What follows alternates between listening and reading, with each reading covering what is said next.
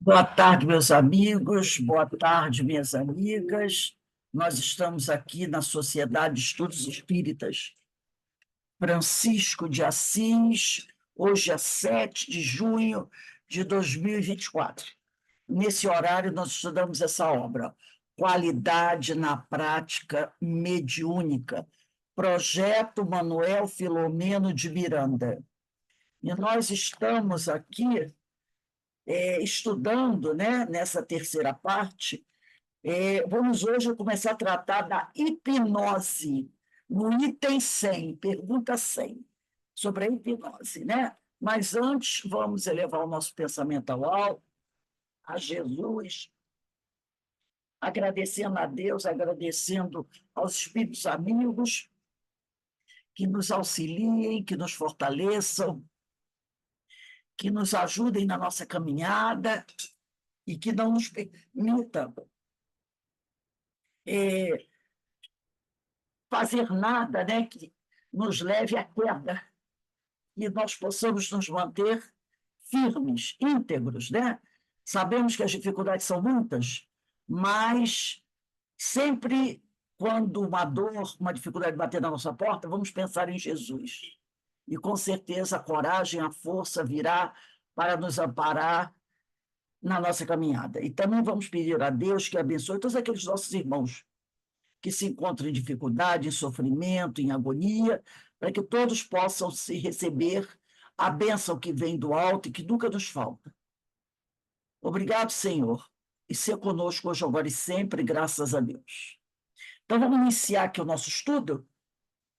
Como falei, estamos estudando o livro Qualidade na Prática Mediúnica. Item 100, né? Pergunta 100.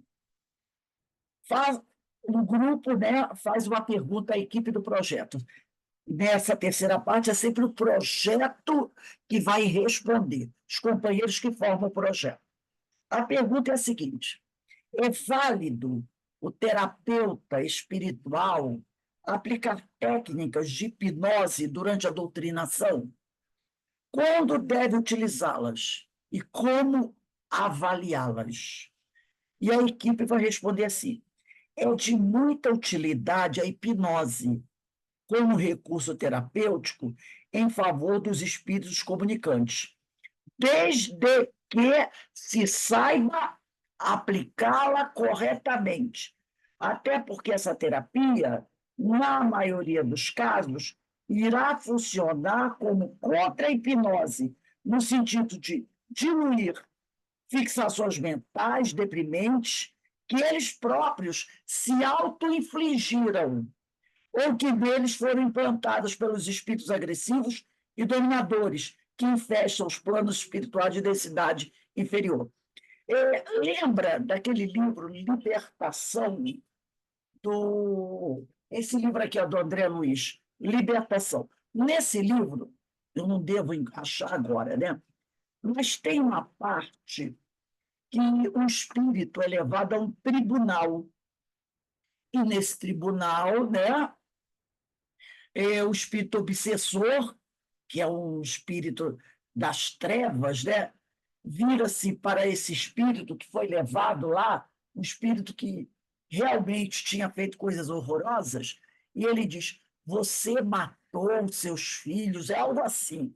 Você é uma loba, você é uma loba. Então, olha aqui, ó.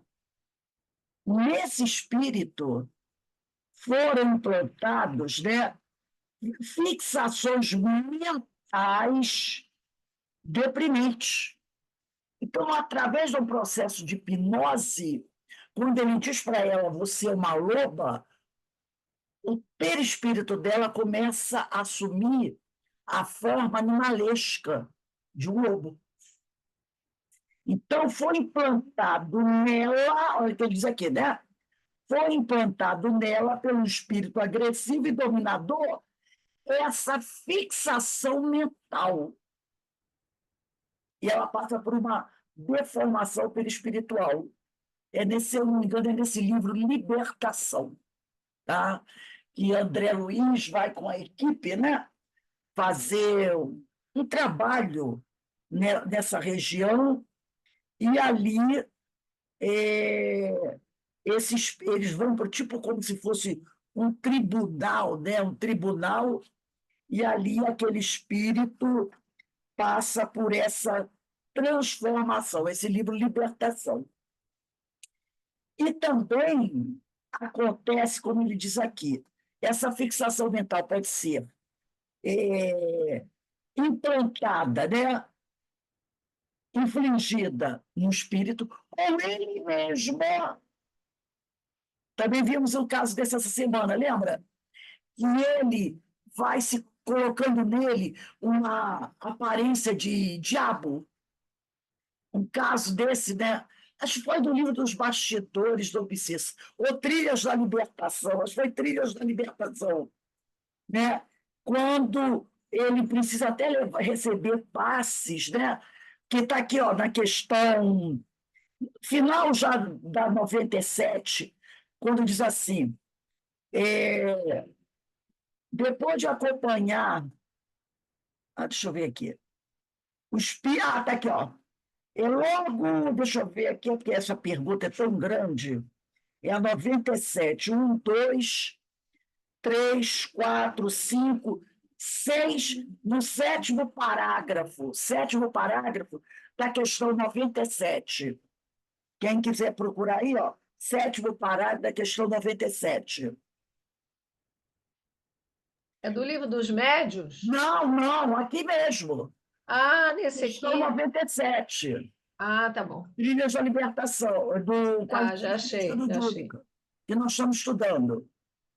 Na questão 97, sétimo parágrafo, ele diz assim: vejamos em Trilha da Libertação, livro psicografado por Divaldo Pereira Franco pelo espírito Manuel Filomeno de Miranda, o doutor Carneiro de Campos, espírito, atendendo com passos o canto quitanique, incorporado na médio armênia, desdobrada, e o espírito endurecido, ideoplastizado por transfiguração na imagem do diabo. Aproximando-se da média em transe, o doutor Carneiro começou a aplicar passes longitudinais, depois circulares, no sentido oposto ao movimento dos ponteiros do relógio, alcançando o chakra cerebral, que é o frontal, está aqui na testa, da entidade que teimava na fixação. Sem pressa e ritmadamente, o benfeitor prosseguia com os movimentos corretos, né? Então, essa ideoplastia aqui foi o próprio espírito que aplicou nele mesmo, porque ele queria aterrorizar os outros companheiros e ele aplicou essa ideoplastia nele. Então, você tem, né, a ideoplastia aplicada pela própria pessoa, pelo próprio espírito em si, e temos também a fixação mental pela hipnose, pela indução, como no caso da libertação. O líder lá, o juiz lá das trevas, diz para ela: você é uma loba. E ela, com a culpa que ela carregava, a culpa foi um fator aí, ela assumiu essa aparência. Então, para dizer que a hipnose ela é muito útil quando ela é usada como recurso. Eu voltei agora à questão número 100. Quando ela é usada como recurso terapêutico em favor do espírito que está se comunicando, como o caso do cão, aquele que se auto-infligiu essa ideologia, como no caso desse espírito, que era ferido do livro Libertação. Tá? Agora, é preciso que o doutrinador ou o dirigente do grupo saiba aplicar corretamente essa terapia. Porque essa terapia ela vai funcionar como uma contra-hipnose, quer dizer, para desfazer a hipnose, no sentido de diluir, desfazer, né, as fixações mentais deprimentes que eles próprios se auto-infligiram. O caso do cão. Ele adotou a imagem do diabo, né? Ou que neles foram implantadas, caso da mulher da libertação, do espírito feminino, do livro Libertação do André Luiz, pelos espíritos agressivos e dominadores, que, ele diz aqui, ó, infestam os planos espirituais de densidade inferior. Então, nessas faixas de vibração inferior, há muitos espíritos assim, agressivos. Continua aqui a equipe do projeto.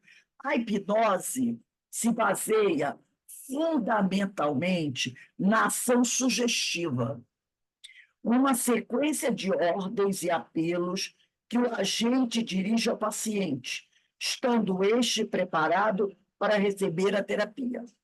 Esta condição ideal para ser hipnotizado, o denominado estado de sugestibilidade, é um nível alterado de consciência, situação entre a vigília e o sono natural, em que a vontade do hipnotizador suplanta até certo ponto a vontade consciente do hipnotizado, que assim tem algumas zonas do inconsciente acessadas, ficando mais apto para movimentar os estímulos externos e os mecanismos internos promotores da cura. Então, ele está falando aqui da hipnose ser usada como terapêutica de cura. Quando se fornece a alguém uma causa consciente de ação, convence-se, persuade-se a pessoa, porém, quando se lhe insinua uma razão inconsciente de ação, sugestiona-se, né?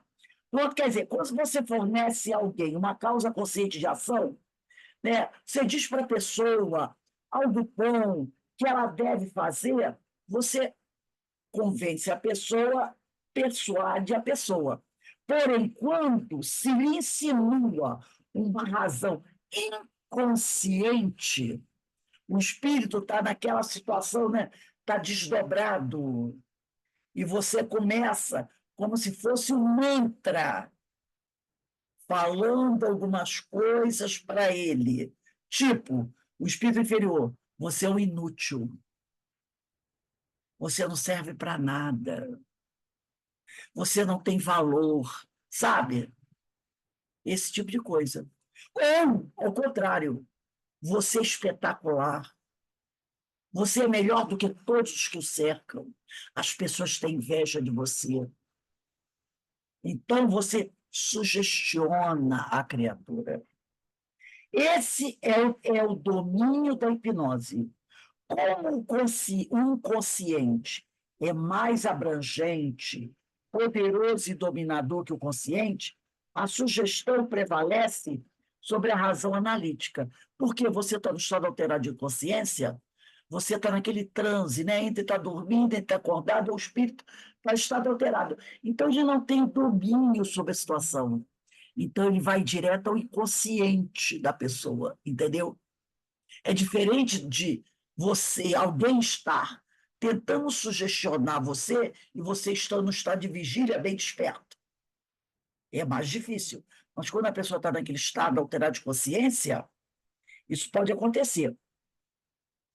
Aí ele diz aqui, né? O estado de sugestibilidade, a partir do qual o inconsciente é mais fortemente estimulado, colocando o paciente num estado de obediência e de adesão total às propostas terapêuticas sugeridas pelo doutrinador. Então, o doutrinador, ele pode, assim, auxiliar de uma forma melhor esse espírito, né? Sugestionando a ele coisas boas, para que ele possa ir promovendo a sua transformação. Mas também assim trabalha os espíritos inferiores. Eles também trabalham assim, né? Agora, aqui é o caso do doutrinador atendendo ao espírito que chega ali à reunião. Ainda não se compreende totalmente, do ponto de vista biopsíquico, as causas profundas que levam a este estado de submissão total, que dá lugar à substituição de uma vontade por outra.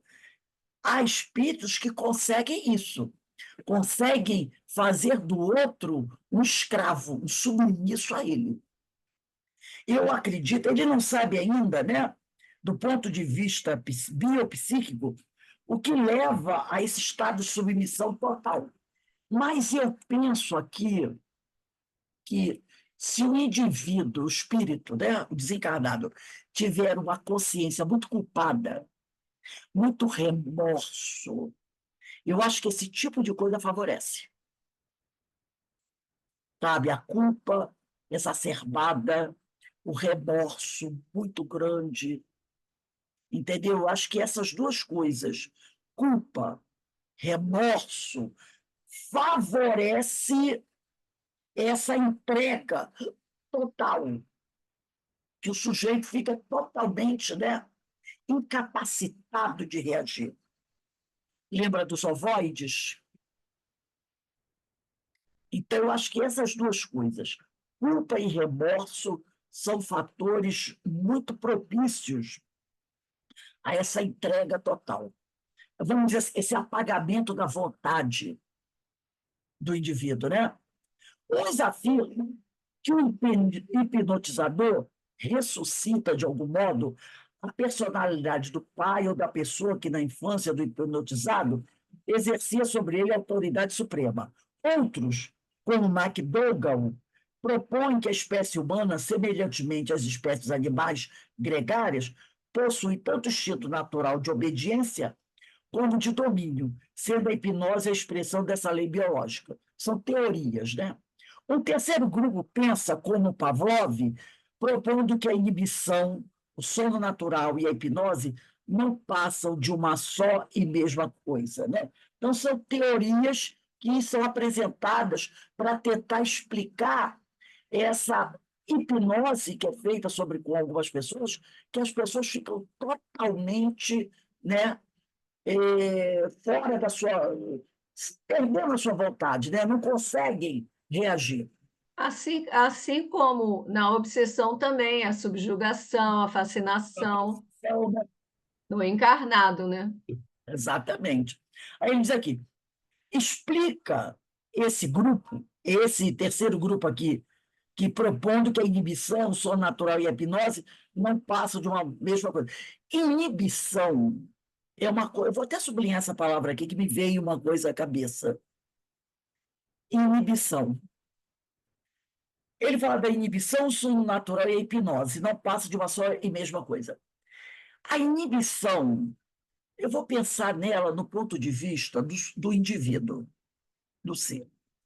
Tem pessoas que, por não sei que razões, são tão inibidas, tão assim.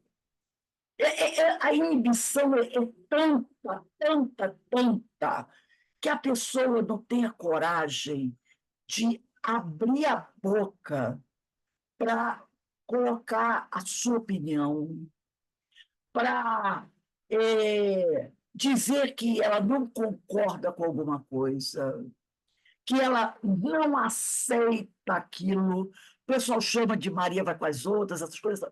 Mas tem pessoas que essa inibição chega a ser quase patológica. Você pensa, se você chegar para uma pessoa dessa e perguntar o que você acha disso, ela quase derrete. Ela começa a suar frio, sabe? Porque ela não consegue se expressar. Ela tem medo, é um medo, a inibição envolve um medo que não deixa essa pessoa dizer assim, olha, isso é errado. É tipo medo, como se fosse um pânico, né? Um pânico total. Inibição, ela não consegue. Ela não consegue verbalizar nada.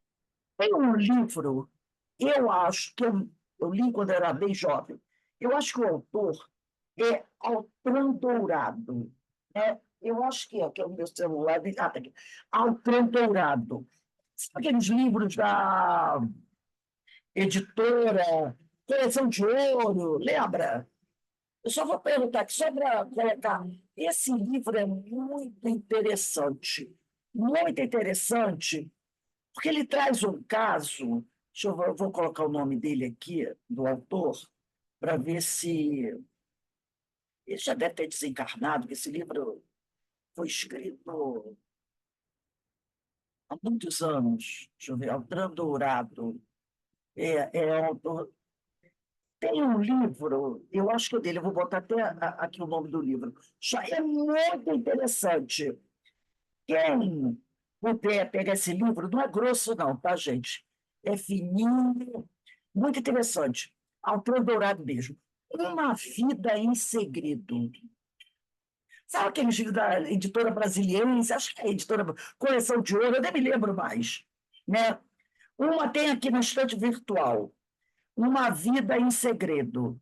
Conta a história de uma jovem lá do interior, uma jovem do interior, tá custando aqui na estante virtual R$ 6, tá? R$ 6. Essa jovem, ela tinha uma timidez, ela foi trazida do interior para trabalhar na casa do parente da capital, aquela famosa coisa, lá, acho que é no Nordeste. Ou ela era semi-analfabeta ou era analfabeta. Então, ela foi trazida para morar com a família de parentes da capital. É um caso desse, ela é fechada, ela é inibida, por isso que é uma vida em segredo, porque na cabeça dela, ela vivia inúmeras aventuras. Inclusive, ela se apaixona pelo noivo da menina, da prima dela, né? Então fica aquela paixão platônica do rapaz. Então, ela tinha uma vida dentro dela, da imaginação dela, mas ela não conseguia falar, expressar opinião. Então, as cenas dela, tem até uma cena aqui, era muito assim, ela ficava sentada à tarde, na calçada, no meio-fio, só pensando, sabe? Era aquela pessoa muito fechada em si, uma inibição muito grande. É fininho o livro, mas é muito interessante. Ela passou anos morando com aquela família. Uma Vida em Segredo, Altran Dourado. Eu nunca esqueci, né? Porque, por exemplo, a personagem era tão diferente de mim. Na infância, é engraçado, na infância, eu era muito fechada. Muito fechada. Eu era muito fechada. Mas depois, quando vem meus 12, 13, 14 anos, 15, eu saio dessa ostra, né? Então, não era uma inibição, era uma coisa minha mesmo. Eu era muito reservada. Mas depois isso acabou na adolescência. Mas tem pessoas que levam isso para a vida toda. O meu marido mesmo fala que ele teve muitas dificuldades na vida dele e muitos prejuízos também, né? Deixou de fazer coisas que poderia ter feito, porque a infância e a adolescência dele ele era inibido demais, demais, muito inibido, demais, demais mesmo. Então, isso trouxe para ele graves problemas. Hoje não, ele é extrovertido, mas na infância ele era inibido demais. Então, isso trouxe muitos problemas para ele. Muitos, muitos mesmo. Então, ele fala aqui, um terceiro grupo pensa como Pavlov, propondo que a inibição, e eu acredito nisso, a inibição, aquela pessoa que qualquer um leva para qualquer lugar, porque ele não tem condições, ele não tem coragem de dizer assim, eu não vou, eu não quero, entendeu? Então, ele faz o que você quiser. Você bota ele aqui, ele pode. Você vai fazer, ele faz, entendeu? Ele não consegue dizer não, dar opinião, expressar o sentimento dele. Então, ele fala da inibição, sono natural e a hipnose não passam de uma só e mesma coisa. Explica esse grupo. Quando se estimula um animal, é o caso da pesquisa de Pavlov, né? Quando se estimula um animal associando um hábito a uma necessidade básica, produz-se nele um reflexo condicionado. Acho que vocês já ouviram falar dessa pesquisa de Pavlov, a partir do qual desencadeiam-se reflexos incondicionados próprios para atendimento daquela necessidade instintiva. Caso se lhe impeça a concretização do ato, a área correspondente àquela função se inibe. Inibição parcial, esta que se pode alastrar por toda a área cerebral. Se repete sucessivamente, o ciclo, provocação, negação do objeto de satisfação, quando então o animal dorme. No caso da pessoa, seria mais ou menos assim. A pessoa é altamente inibida. Então, ela não consegue ter uma atitude desencadeada por ela mesma, uma reação, algo que ela decidir tomar uma atitude. Então, por exemplo, você diz para ela assim: hoje, todo dia você vai fazer isso a essa hora. Se de repente acontecer alguma coisa, né, e aquilo não puder ocorrer, ela não puder fazer, ela fica como que perdida.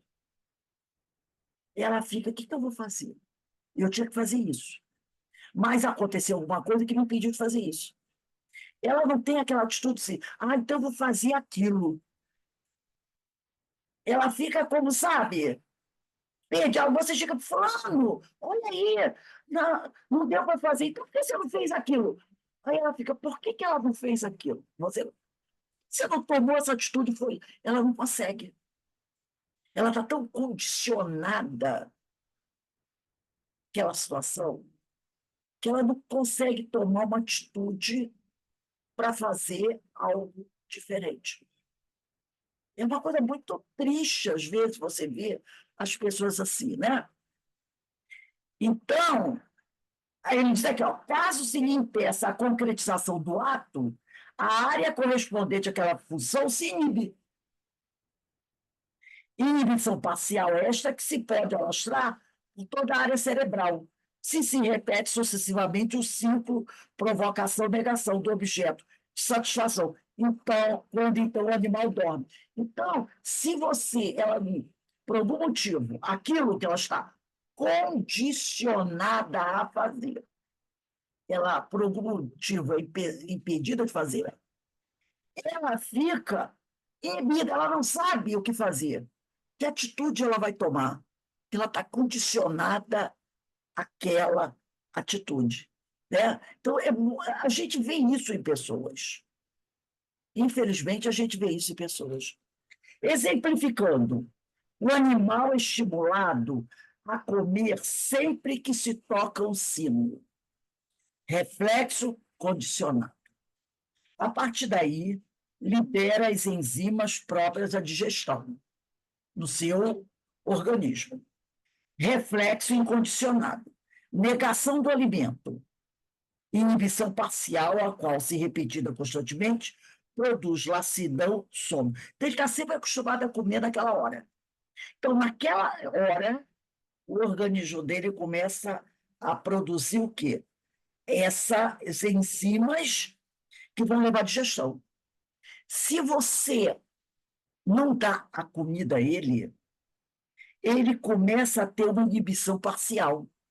E aí, se isso for se repetindo, ele vai tendo ele vai ficando assim, lento, né, mole, que leva ao sono.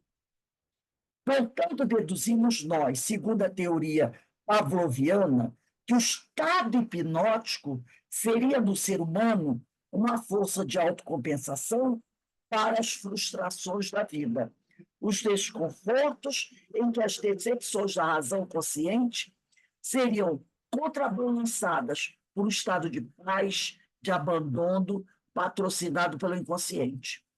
Alguém viu aquele filme, também eu me lembrei agora, com a Whoopi Goldberg, muitos anos, que eram duas irmãs. Esqueci o nome daquele filme. Olha, eu adoro aquele filme. Eu já vi Cor, também. Cor A Púrpura. Cor Púrpura. Cor Púrpura, a Cor Púrpura, né? É, a Cor Púrpura. Como era a situação, a forma como ela vivia. Que ela se casa com aquele homem horroroso, a irmã dela é afastada dela, e a vida dela como foi? O tempo que foi assim. Submissão, era inibição, não conseguia fazer nada, né? E sofria, Ela tinha vergonha dela mesma, ela não vergonha nem dela, levantava o rosto, né? Ela ficava porque toda. ele impunha isso a ela. É, Você é sim. isso, você é aquilo, você é aquilo outro. Nossa, aquele filme é demais. Eu não sei como ela não se suicidou, porque dizem que essa história é verídica, né? É Eu não sei verídico. como ela não se suicidou, né? E ele afastou a irmã porque a irmã era diferente. E ele não queria que a irmã influenciasse. Por isso que ele afasta a irmã dela.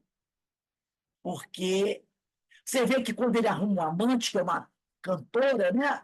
Ou uma Sim, atriz, uma a atitude dele com ela era diferente, porque sim. ela se impunha.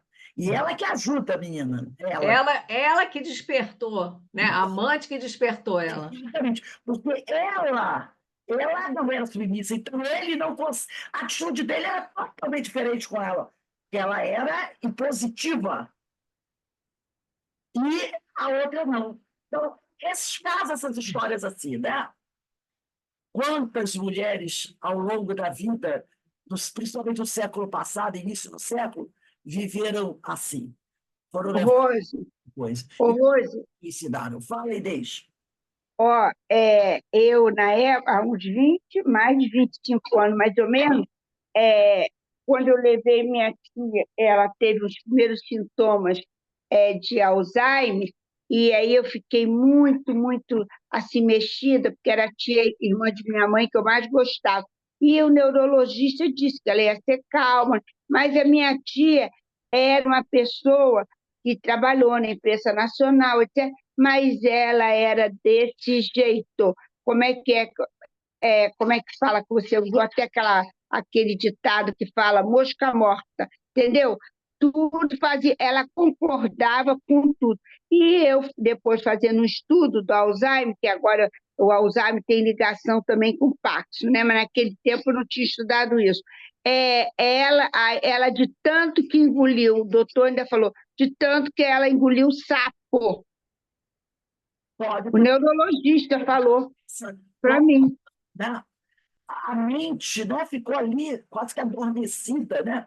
Aí adormeceu de vez, quer dizer, apagou, e aí como é que eu digo, e se introjetou, né? De Exato. uma maneira tal que aí ela tinha perfeita saúde, que ela passou por muitos anos, mas isso é uma das características de Alzheimer.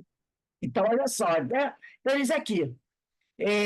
Portanto, deduzimos nós, segundo a teoria pavloviana, que o estado hipnótico seria no ser humano uma forma de autocompensação para as frustrações da vida, os desconfortos em que as decepções da razão consciente seriam contrabalançadas por um estado de paz, de abandono, patrocinado pelo inconsciente. Então, a pessoa hipnotizada, ela se sente como se fosse tranquila, né? Onde ela não precisa mais tomar decisões, né? Ela se deixa levar. Eles aqui, aliás, foi a partir do desconforto físico intencionalmente provocado, incidência de luz sobre os olhos, som atordoante repetitivo, que Braide conseguiu o estado hipnótico, prosseguindo as experiências de Farias. Seja qual for a explicação para o estado hipnótico, o que importa mesmo é que o doutrinador saiba os caminhos que a ela conduzem e os benefícios a serem alcançados no trato com os espíritos sofredores. Em primeiro lugar, procurará conduzir o espírito a um estado de confiança total. Depois de vencer os argumentos, falsos argumentos, frutos do tresvario emocional e psíquico em que se encontra. Arrefecido o ânimo agitado da entidade, e já dando esta os primeiros sinais de entrega, deve o doutrinador parar a fala discursiva e escolhida sugestão compatível com a necessidade do comunicante, ficar a repeti-la com voz pausada, como um mantra, né? Clara e incisiva, até envolvê-lo totalmente na energia da sugestão. Se necessário, aplicando passos longitudinais a partir do chakra cerebral, que é o frontal. Acompanhamos um exemplo da lavra apessoada, quer dizer, das várias histórias, né? De Manuel Filomeno de Miranda, esse espírito amoroso que tanto nos tem ensinado. Trata-se de um diálogo entre Petitinga e um indigitado perseguidor. Petitinga era o médium. E um indigitado perseguidor, o qual reproduzimos em parte já próximo do seu epílogo. Nunca poderia esquecer, perdoar, amar. Nunca, nunca. O irmão Saturnino, que era o orientador espiritual, semi-incorporado não, o Petitinga, desculpe, é o doutrinador. O irmão Saturnino, que era um espírito, semi-incorporado no venerando doutrinador Petitinga, ergueu e, dirigindo-se ao perturbador, perturbado em oração, quer dizer, ele era um espírito perturbador, mas desequilibrado, né? Por isso que ele falou perturbador, perturbado. Em oração, começou a aplicar-lhes passes, de modo a diminuir-lhes as agudíssimas exulcerações e torturas, passes dispersivos. Branda claridade envolveu o comunicante enquanto as mãos de Saturnino, justapostas de Petitinga, como depósitos de radiosa energia, que também se exteriorizava do plexo cardíaco do passista. Lentamente, penetrou os centros de força do desencarnado, como anestesiar e a organização perispiritual em desalívio. Com voz compassiva, o diretor dos trabalhos começou a exortar: durma, durma, meu irmão. O sono far-lhe-á bem. Procure tudo esquecer, para somente lembrar-se de que hoje é novo dia. Durma, durma, durma. Banhado por energia balsamizante e dominado pelas vibrações hipnóticas que fluíam de Saturnino, o espírito, através do médium, do doutrinador Petitinga, o perseguidor foi vencido por estranho torpor. Sendo desligado do médium, lembra que ele deu passes dispersivos? Por devotados assessores desencarnados que cooperavam no serviço de iluminação. Isso está no livro dos Bastidores da Obsessão, capítulo 1, tá? Transparece, por exemplo, um detalhe técnico importante: a sugestão pós-hipnótica, que é um complemento válido à sugestão inicial, a fim de se melhorar os resultados. No caso em pauta, Petitinga, que é o doutrinador, propõe a sugestão corretiva imediata. Ele propôs porque o orientador espiritual Saturnino ficou intuindo ele, né? Petitinga propõe a sugestão corretiva imediata: dormir para aliviar a tensão que tanto mal está causando. Quantas vezes nós, né, estamos, às vezes, tão aborrecidos, e aí você dá uma cochiladinha de meia hora, alivia a tensão, não é isso? Mas também, ele diz, não só dormir, mas também esquecer. Esta a palavra de ordem que se espera aconteça mesmo depois do despertamento. Então, ele hipnotizou. Você não vai lembrar de nada. Quer dizer, não vai lembrar de nada agora, né? Porque mais tarde, quando ele estiver equilibrado, em condições de reparar os erros, a lembrança vai voltar. Porque, afinal de contas, tem coisas para se corrigir, não é? Semelhantes sugestões pós-hipnóticas poderão ser dadas de forma enfática, no estilo de cada um, conforme a percepção do doutrinador, e objetivos por ele imaginados. Durma, durma, durma. Quando acordar, você perceberá o quanto Deus o ama e como você poderá ser feliz. Durma, durma. Já é diferente, já não é mais. Você vai esquecer, entendeu? Ele está dando as sugestões. Para o espírito que se deprime, dizer-lhe repetitivamente, né? Depois de levá-lo ao estado de sugestibilidade, sonolência ou relaxe, ou frases assim: você é filho de Deus, está repetindo como um mantra: você é filho de Deus, foi criado para ser feliz, sinta como está melhor agora, descanse um pouco, pensando em ser feliz. Há também as sugestões relacionadas com a prescrição de medicamentos. Aqui eu coloquei um ponto de interrogação, eu vou explicar para vocês por quê. Diz assim: você já foi medicado, logo estará bem. Ou então, vamos aplicar uma injeção anestésica. Pronto, já aplicamos. Um brando torpor lhe invade. Não pense em nada, durma. Eu, Rose, não usaria essa sugestão. Não usaria essa sugestão. Ou a sugestão, você já foi medicado, tudo bem. Tudo bem. Você já foi socorrido? Eu até a palavra medicado, eu não gosto muito. Eu usaria assim, você já foi socorrido. Você já foi amparado. Então, eu estou contestando o equipe não, tá? Mas eu estou dizendo a minha opinião, do que eu já aprendi. Eu tiraria a palavra medicado e diria assim, você já foi socorrido, Mas né? será que essa medicação não é da espiritualidade? Mas é um médium que está falando. Ele está dando sugestões, Ah, ele médium pode, o doutrinador pode atender o espírito. Eu vou explicar por quê. Você já foi socorrido, você já foi atendido, você já foi amparado. Casos que o doutrinador, no processo de hipnose, poderia dizer sugestões. Aí ele diz: vamos aplicar uma injeção anestésica. Vamos imaginar que o espírito seja como meu marido.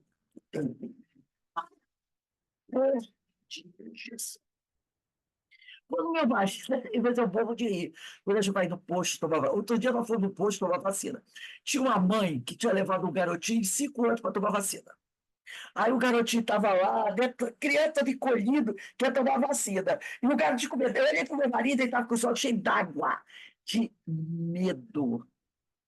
Ele disse: eu não consigo ver isso, eu não consigo ver isso. Falei: Beto, você vai ter que tomar injeção. Vai ter que tomar anestesia. Ele começa a suar frio, só escorre. Quando a moça vai dar anestesia, ele não consegue relaxar. O braço dele fica duro. Aí eu só imagino que a dor que ele vai sentir. Ela diz: relaxa o braço, ele não consegue. Ele fica ali, ele fica ali. Quando ela aplica, ele sente dor, depois o braço dele fica. Uma vez nós estávamos no hospital, ele levou um tombo e ele deu um corte na cabeça. Então, ele foi para a sala de sutura. E o médico veio com uma agulha, uma injeção, para anestesiar. Gente, ele começou a suar frio, suar frio. A pressão dele foi lá embaixo. Quase que ele infartou. Ele ficou branco, que nem uma folha de papel. Ele teve uma crise de pânico. Aí chamaram o médico, porque ele começou a ficar branco, branco, os lábios roxos, suava, mas suava mesmo, a camisa fica encharcada. Aí veio o médico correndo, aí o médico, para, tira, o médico percebeu, tira essa coisa daqui, tira. E começou a dar oxigênio. Ele quase morreu, de pânico. Isso é uma coisa dele que vem de algum lugar. Porque é uma coisa, é um pânico mesmo. Se você brincar com ele, às vezes eu brinco com ele, com a unha, eu falo assim, ó, vou te dar a injeção com a unha, assim, ele já fica, para, que essa brincadeira eu não gosto. Com a unha, ele olhando e eu fazendo assim com a unha, dizendo que é uma agulha, ele já fica, sabe, imagina, isso tem alguma razão, vem de algum lugar, isso eu não sei de onde. Quando ele desencarnar, ele vai levar isso com ele. Porque esse pânico está no espírito. Está no espírito. Entendeu? Então, se você chega para o espírito deles, vão lhe dar uma injeção. Pode ser anestésica, pode ser para qualquer coisa. Ele pode entrar em pânico e orar, entendeu? Porque isso é uma coisa dele. Como tem pessoas que têm medo de água, entendeu? E de ficar preso em algum lugar, claustrofobia. Isso é coisa do espírito. Aonde foi que a criatura adquiriu esse pavor? Eu não sei. Mas você chega para um espírito e diz assim: vamos aplicar-lhe uma injeção anestésica. Se o cara tem pânico de injeção, piorar, ser pior ainda que o soneto. Então, no meu caso, eu diria assim: você já foi socorrido, já foi atendido, os espíritos amigos estão aqui para amparar você na necessidade que você tem, entendeu? Pronto. Aí ele olha, vem em volta. Se tiverem que dar o remédio para ele, é a espiritualidade que vai dar. Não sou eu que vou dizer que vou dar. Entendeu? Porque eu deixo isso a cargo da espiritualidade. Eu não sei quem é aquele espírito. Então, digo assim, meu amigo, você já foi amparado, você está sendo atendido, socorrido pelos amigos espirituais. Ele leva, tudo bem. Agora eles vão levar você, vão completar o atendimento, o socorro a você. Se a espiritualidade quiser, ela aplica injeção, dá remédio, faz o que ela quiser. Mas eu não vou falar disso. Eu não vou falar. Agora, né? Cada um faz o que faz, né? Até dizer, vou dar, uma vez, eu acho que um falou, vou dar injeção na cabeça, eu falei, que isso aqui lá, entendeu? Você não sabe os traumas que aquele espírito traz. A gente não sabe. Então, eu não usaria isso aqui, tá? Você já foi medicado, vou aplicar uma injeção anestésica. O cara vai dizer, meu Deus, depois de morto, eu tenho que me sujeitar a isso. Injeção, entendeu? E se você reparar bem, injeção, eu acho injeção, retirar sangue, uma coisa muito agressiva. Você não acha? Eu acho horrível. Eu não tenho medo, né? Mas você fazer exame de sangue em criança, aí vem aquela agulha com aquela seringa, injetar no braço da criança, aquilo dói pra caramba. Sabe, eu fico pensando, a ciência é tão avançada, por que ele ainda não conseguiu extrair o sangue do nosso corpo se a bendita da agulha? Porque não é uma coisa agressiva. É uma criança, pelo menos na nossa época, lembra da pistola? Eu achava mais legal. Gostou da pistola? Você sentia aquele impacto, mas não via agulha. Tinha a tal da pistola. As crianças até iam da pistola. Naquela época tinha muito filme de faroeste, né? Na minha infância. E a pistola, o médico tem uma pistola, gostava assim. Agora, essa bendita seringa, eu acho uma coisa muito agressiva, sabe? Principalmente para criança. Tirar sangue. Se adulto tem medo, imagina criança. Vem o médico com aquela agulha, aquela. Eu acho horrorosa. O cara morre e ainda tem que tomar injeção. Pelo amor de Deus, né? Eu acho uma coisa terrível. Então, eu não usaria isso, mas tudo bem. Aí diz aqui, ó. Um grande torpor lhe invade, não pense em nada, durma. Há momentos dramáticos da doutrinação em que se faz necessário conter, advertir o espírito em atitude afrontosa e desrespeitosa ao poder divino.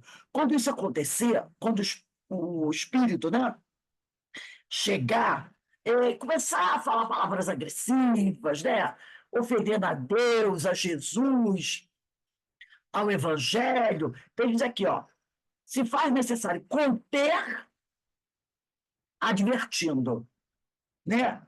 Então ele diz aqui, quando isso acontecer, usará o doutrinador de energia, demonstrando sua indignação e exercerá o império de sua vontade com expressões do tipo: como você se atreve a afrontar o Todo-Poderoso? Dessa forma, desconsiderando que ele lhe deu a vida e o conduziu até hoje. Agora, e caso o espírito insista com suas agressões a Deus, a Jesus, ao Evangelho, né? Ordenar incisivamente. Agora você não mais falará. Ficará assim, sem voz, por um tempo, para refletir. Pronto, cessou uma indução violenta. E ele vai ficar. Porque aí vai entrar a questão moral. Vai entrar a questão moral. Se o doutrinador estiver realmente sintonizado com os bons espíritos, agindo sem qualquer presunção de poder, sem projeção do ego, mas imbuído de compaixão e penetrado por esse amor-força que educa para salvar, ele conseguirá o intento. É preciso que ele possa agir rápido e surpreendentemente para impactar e assim quebrar a força da arrogância que é desespero. E como é que o doutrinador conhece isso? Consegue isso?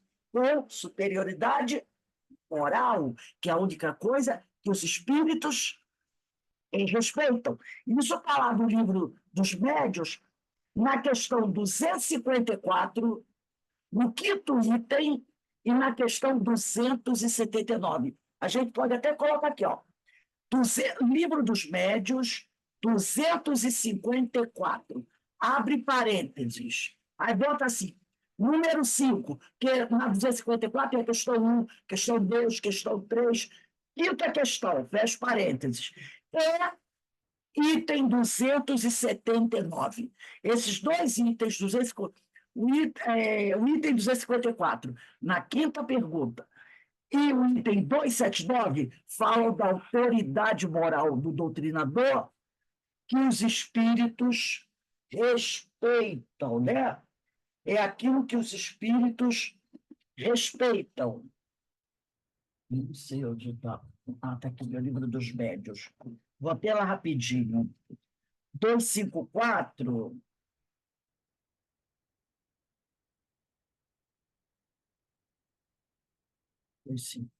Dois. Aqui dá 254, o quinto. O último parágrafo do quinto. Demais o ascendente que o homem pode exercer sobre os espíritos está na razão da sua superioridade moral. Ele não domina os espíritos superiores, nem mesmo os que, sem serem superiores, são bons e benevolentes, mas pode dominar os que lhes são inferiores em moralidade. E na 279, diz aqui,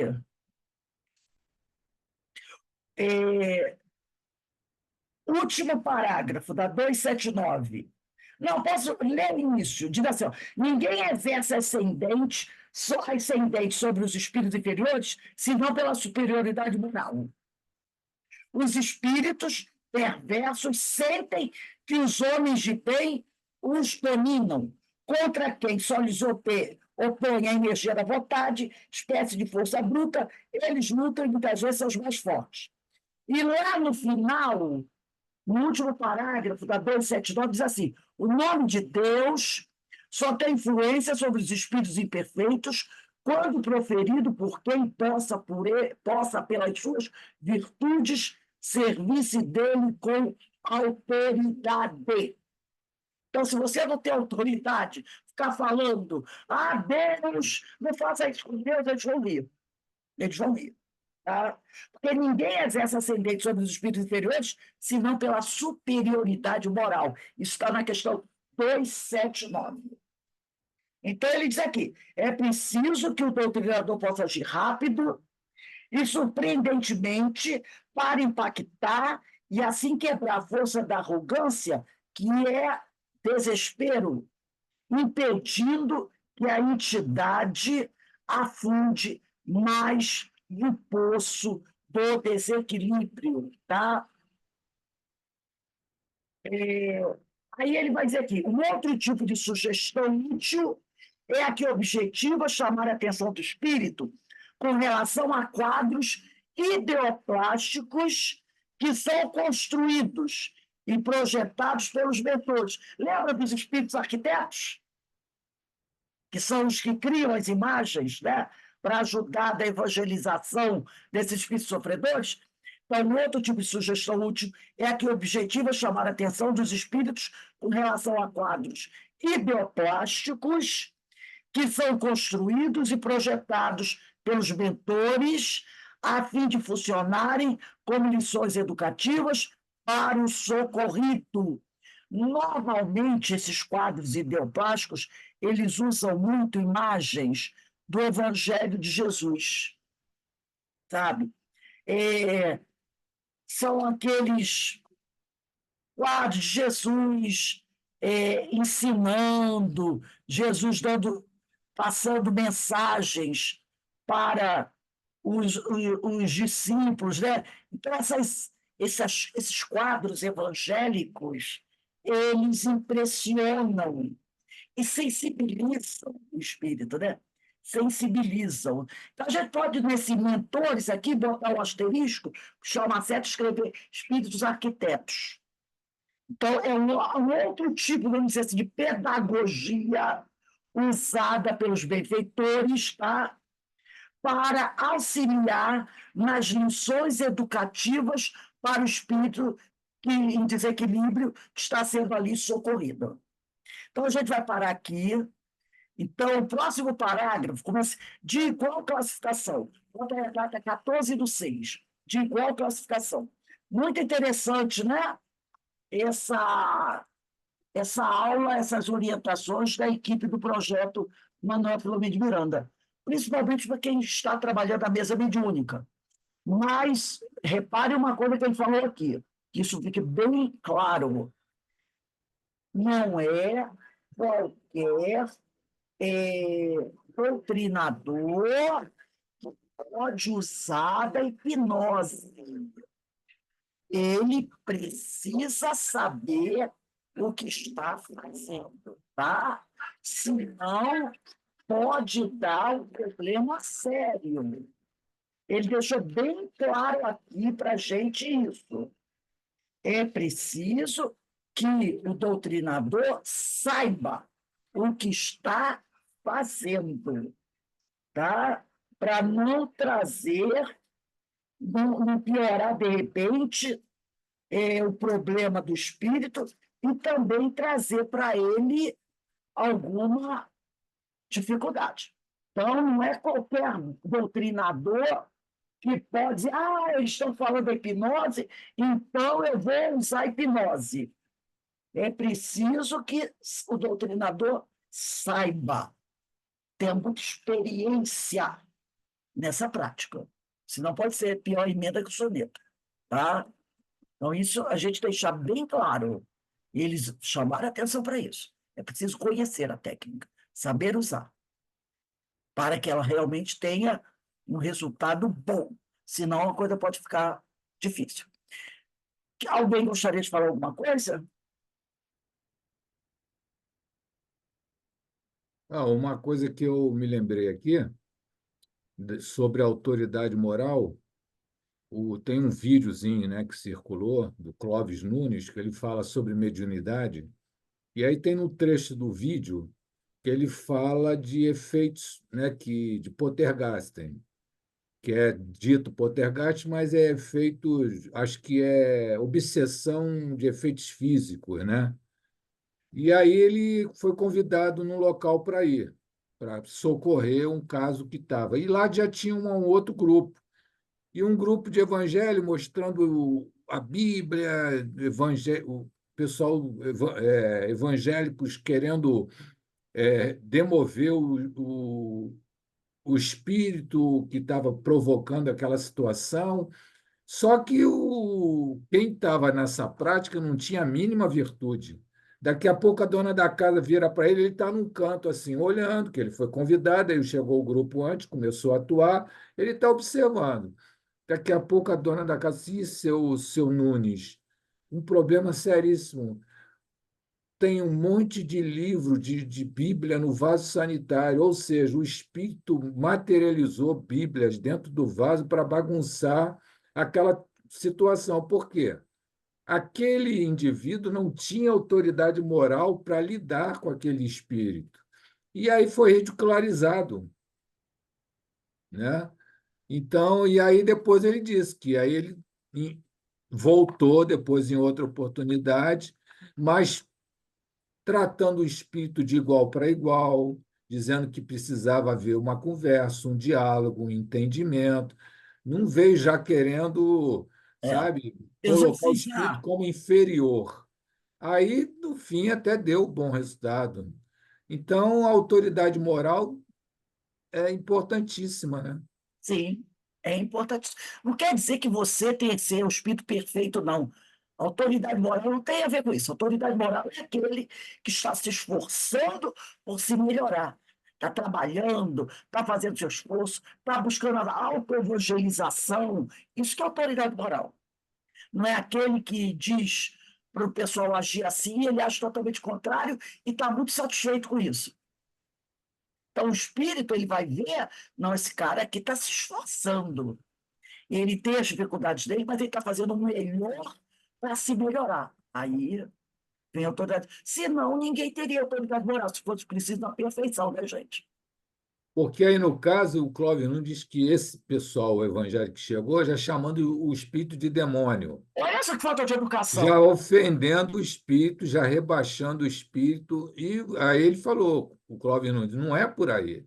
Você Claro tem que que não. chegar olhando o espírito como um irmão que está Irmão, numa condição que precisa de cuidado, de um esclarecimento, mas você já chegar e colocar o agredido, espírito né? como demônio já dificultou a conversa toda, né? Exatamente, né? Então, é preciso ter, né, saber lidar, saber falar, usar de psicologia, de tato, de educação. Afinal, são seres humanos, né? De educação, muito amor, benevolência,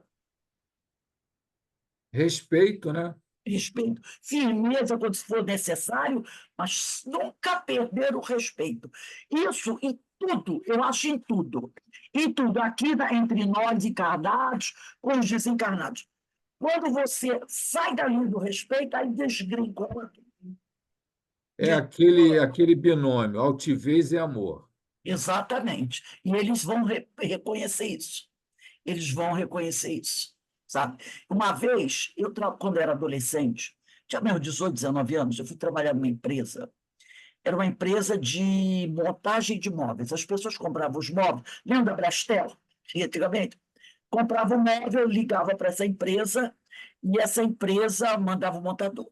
Essa empresa ficava ali no bairro da Saúde, Camboa, por ali. E ela tinha um convênio com a penitenciária de Frei Caneca. Frei Caneca. Que não existe mais, né? Então, quando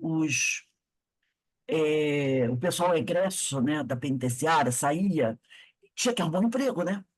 Então, a minha empresa tinha um convênio lá, e muitos dos o pessoal, quando saía, tinha que ir trabalhar. Aquele que tivesse experiência com montagem de móveis, ia trabalhar na empresa. Então, se a empresa tivesse 100 montadores, pelo menos assim, uns 30 eram egressos da Frecaneca. E eu que atendia eles.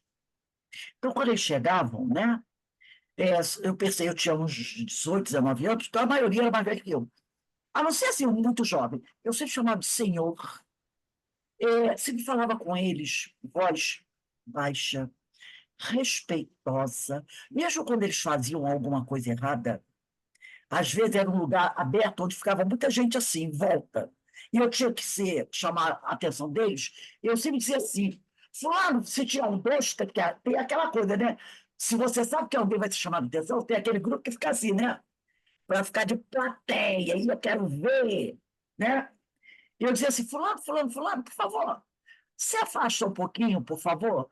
Fica lá sentado, porque eu vou ter uma conversa aqui com o senhor fulano de tal. E eu não aceitava que ninguém ouvisse a nossa conversa.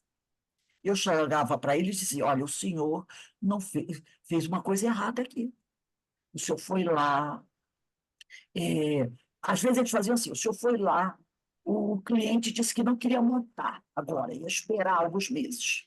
Então o senhor tinha que mandar a ficha dizendo que o cliente queria aguardar. E o senhor ia ganhar um X. Mas o senhor colocou o quê? Que o senhor montou o móvel. Então, o valor era maior. Então, muitos faziam isso. Ou outros pegavam a ficha, viam que o lugar era distante, aí não vou não. Entregava assim, está montado. E quando o cliente ligava, era uma bronca, né? Então, eu chamava ele e disse: o senhor fez isso errado, o senhor não pode fazer isso. O senhor tem que ir lá, fazer essa montagem. Quando estiver lá, o senhor me liga, vai no orelhão, que era o orelhão, me liga e diz: assim, olha, eu não tenho. Tá? Ele: pode deixar, a senhora pode deixar. Não fala nada para o chefe, não, tá? Eu digo: não, pode deixar. O chefe, nós sabia, ele que era o chefe que tinha mandado para mim. Dizia: pode deixar. Eu deixo aqui a ficha separadinho. O senhor vai lá e resolve esse problema para mim, tá bom? Ele pode deixar. Quando era final de mês, que era o dia de fazer a baixa do negócio, eles vinham para. Eles vinham trazer um monte de presente. Era sanduíche, era docinho, era chocolate. Aí eu ficava com a bolsa cheia de coisa, de presentes. Não, eu trouxe para a senhora, que a senhora é uma pessoa muito educada. A senhora trata a gente com respeito. Antes de mim, antes de eu assumir esse cargo, eu fui trabalhar numa outra função na empresa e tinha uma outra moça no meu lugar. Gente, ela tratava eles, ela era jovem, ela devia ter uns 25 anos. Ela tratava homens de 60, 50 como se fosse moleque de rua. Era cada briga. Ela xingava eles, xingavam ela. Eu ficava pensando, meu Deus do céu, qualquer hora dessa, não vai matar ela. Porque eram homens violentos. Uma vez eu vi um deles jogar um negócio, uma faca que limpa, um funcionário lá da empresa, né? Foi discutir, um diretor lá da empresa, foi chamar a atenção de um senhor, que era ex-detento. Esse senhor já tinha o senhor quase 70 anos. E ele começou a falar um monte de besteira para o homem. Meu chefe estava do lado, e o outro homem, o agressor, estava do outro lado. E o senhor, esse que era o montador, estava perto do meu chefe. De repente, eu vi quando esse senhor puxou, é tipo uma faca, e fez assim, ó. Vum! Mas eu nunca tinha visto aquilo na minha vida. A sorte desse aqui, da hora que ele lançou, o meu chefe pegou uma porta de maleiro, de armário do maleiro de cima, que estava perto dele. Foi Deus. Ele pegou aquela porta de maleiro e jogou assim. A faca cravou na porta, ficou balançando. Aí o meu chefe virou para o montador e disse assim, era o nome dele, até já desencarnou. Seu fulano, vai embora, vai embora, vai embora, corre, corre, corre. O outro, que agressor, ficou assim, ó, branco que nem neve. Aí o meu chefe falou para ele, sabe o que foi isso? A forma como você tratou ele. Mas ele pegou assim, puxou da cintura aquele negócio e... Menina, aquilo bateu, ficou assim, ó. Entendeu? E eu atendi a eles com o maior respeito. Aí eles me davam, não, moço, é aqui, ó, toda vez que eu chegava, aqui um chocolate para você. Eu digo, ai, meu Deus do céu, é até chocolate, sanduíche, refrigerante, coca. Eles me davam. Eu sempre, você é muito educada, você... Entendeu? Porque na minha cabeça, eu não poderia tratar primeiro que era um senhor de idade, só era pessoa de... E não é porque ele era de um presídio que eu tinha que tratar mal, agressivo a pessoa, entendeu? Eu acho que de respeito não importa quem seja. Eu acho que o respeito é primordial. E se você quer ser respeitado, você tem que respeitar. Porque quando você perde o respeito por alguém, acabou. Você está abrindo uma porta para que as pessoas não te respeitem. Então, é fundamental o respeito. E com os amigos espirituais, com os espíritos em desequilíbrio, é a mesma coisa. São pessoas que devem ser respeitadas. Bom, então, gente, eu vou encerrar aqui, que daqui a pouco a gente vai para a nossa reunião de radiação para os nossos irmãos enfermos encarnados, tá bom? Vamos agradecer a Deus, agradecer a Jesus, essas lições que a vida nos dá. Essas lições que eu tive desse trabalho com esses irmãos, eu levei avante quando eu trabalhei na mesa mediúnica, sabe? Que é sempre bom lembrar que todo desencarnado é um ser humano. É um ser humano. A única diferença dele para a gente é que ele não tem mais corpo físico. Mas amanhã ele vai ter. Né? E como ensinou Jesus, né? Façais aos outros o que gostaria que te fizessem. Então, isso é fundamental e só temos a agradecer a Deus, a agradecer a Jesus por essas lições que nós recebemos, tá bom? Eu vou encerrar aqui, Carmen, e vou abrir o celular para fazer o estudo com o celular, tá? Para a gente poder converter tudo. Os nossos estudos da semana encerram hoje, porque não temos mais o estudo de sábado, mas segunda-feira estaremos de volta para o estudo do Livro dos Espíritos, Recordações da Mediunidade, e o nosso painel espírita sobre dependência química, quando vamos falar sobre o disfarce das bebidas industriais com o nosso irmão William Lira. Um beijo aí para